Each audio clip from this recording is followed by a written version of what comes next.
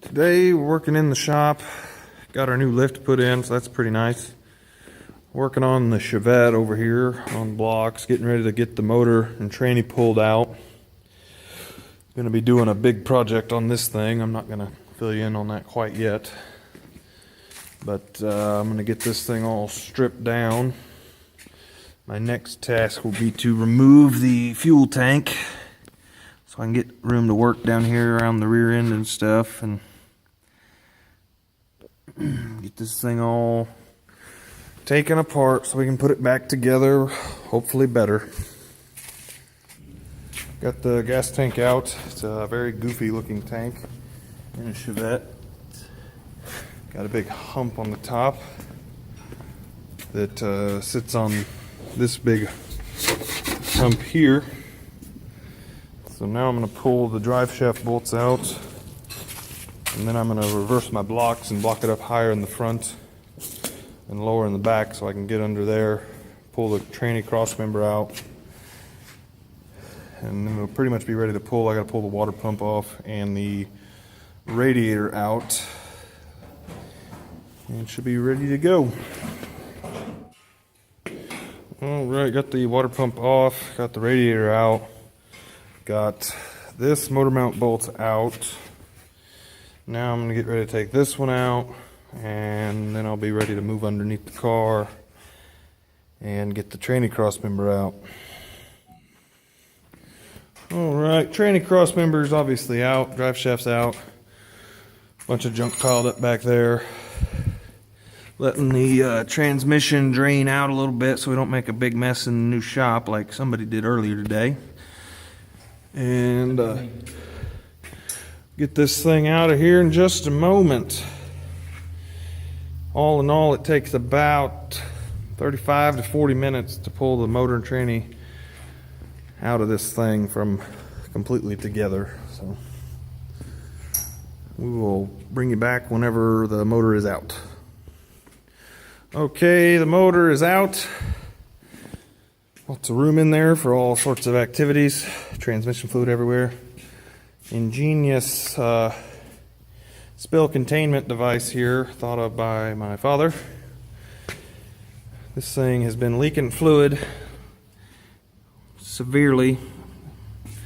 I don't know exactly where from. I'm assuming either tranny line or the dipstick is loose, since we don't have a bracket holding it in. It was just wedged up against the firewall right there where it's all beat in. But the motor's out. Now we can start getting everything under the hood cleaned up for the next step of the project. Okay, it's the next day out here in the shop working on the Chevette. Motor and tranny are out. Also have pulled the rear end, because what the plans are for this car is to cut the floor out and move the frame rails in so we can put some bigger tires on it. Not that it had a traction problem, but it should look cooler anyways. So gonna get this rear end out of here and try to get this car repositioned where we can start working on it. Alright, got the rear end out. Nobody's seen this. I don't know if I've showed it, but this is the 8.8 out of a Ford Ranger that we had the left side cut right here and welded back together, 3 inches taken out, so it takes 2 passenger side axles because these come with an offset pinion, and that makes this rear end just a little bit wider than a stock Chevette rear end. And this is my torque arm I built that doesn't look the greatest, but it held up with the 5-speed and then with the automatic, so it did all right. But we're gonna get this moved out of the way and start cutting on the floors. So stay tuned for that. Working on the Chevette, we got the I took the bumper off, and I also cut a big hole in the floor. Trying to see what we're working with here. I'm going to probably try to cut it out even with this seam right here to open up as much room as possible. And for now we're going to try to cut it all the way out in the back and work our way forward. So didn't have the camera rolling while I was cutting that section of floor out, which is sitting over here. But the panhard mount, which is there, I only had to cut that piece. All this was already busted loose, so it's a good thing I got it out of there, or something might have happened. There's the goofy trunk floor with the big bubble in it. Gonna keep cutting away. There's the bumper. I don't know, after seeing it without the bumper, I'd like to put a roll pan on it. Really clean the back end of it up. I think that'd look pretty good. But back out here working on the Chevette again. Made some more progress on the floor. Got the whole back out of it. There's the piece we just cut out. Chevettes are real cool because you can't unbolt the bottom of the rear seat because that's all just welded in there. Nice feature if you never want to take it apart. So we're going to get this cleaned out and get all these edges cleaned up and maybe start putting something back in here to get some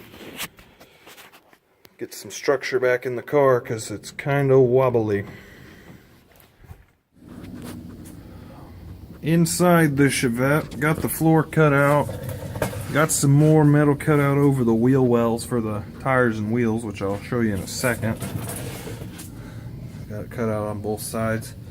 Got the frame rails stripped down, only poked a few holes in them, taking them off, so I'll be purdying that back up, making that solid, and then I'll plate it for the cross member to weld to. This side here will have to be replaced because it is pretty rotten through there. But the wheels and tires are over here. I went with a new style high offset wheel, 18 inches.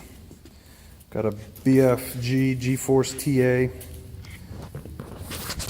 335/30 18. They're very massive. It's my hand. So hopefully we can get those underneath it.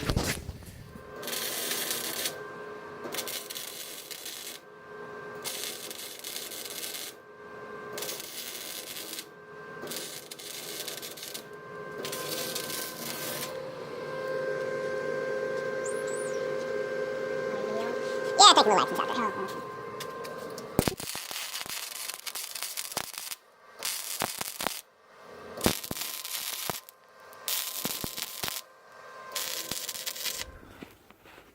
We have moved the Chevette to the left to make it easier to work on. Got that metal cut out and welded in a patch because the rocker panel is about gone in there, but this should make it a lot stronger than it was before. And I've got some 11 gauge 1/8 inch metal over there on the wall that we're gonna break, and it'll come up from here and basically replicate the factory rocker panel. We're gonna do the same. We're just gonna plate this side because it's not near as bad, and that should be strong enough to mount the cross member across. And once we get that done, we can start working on our frame rails so we can get our big tires in here. Okay, got the plates welded in. They don't look the best, but they're pretty solid. Got the cross member in, and it's stout. Got this plate welded in. This plate we welded over the rocker panel and stitched it to that. This one, there was no rocker panel, so we put a plate on the inside, and we got the new one welded to that, top, bottom, and on the sides. Got some more cutting done, got all this cut out. Back here, it's kind of dark, but frame rails are going to go roughly where these squares are. Can't quite figure that out till we get the rear ends set in here and see how high they need to be. Okay, got some more plates cut out here. They're going to go in roughly there and get welded on with our new welder we got at Harbor Freight. We got the big Vulcan 220 multi-process welder. Got it set up all temporary on our little cart until we get a bigger cart for it. But getting the paint cleaned off the car so we can weld these plates on. And then we'll get started working on cutting out our frame rails.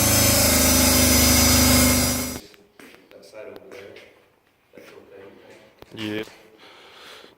We have been trying out our new chop saw we bought from Harbor Freight, building some frame rails, welding them up with our fancy new welder. Welds very nice. Got the rear plates in. The battery died on the camera, so we didn't get much footage. So we got this frame rail tacked in all the way up to the cross member. And we're getting ready to take this one out to do some work on it. It's not welded yet. So that's an update. Should have these burned in tonight and be able to start working on something else.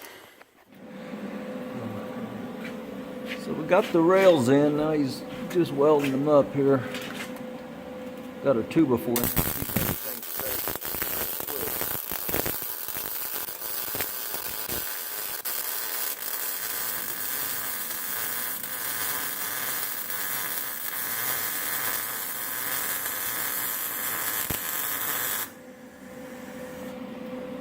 Looking good.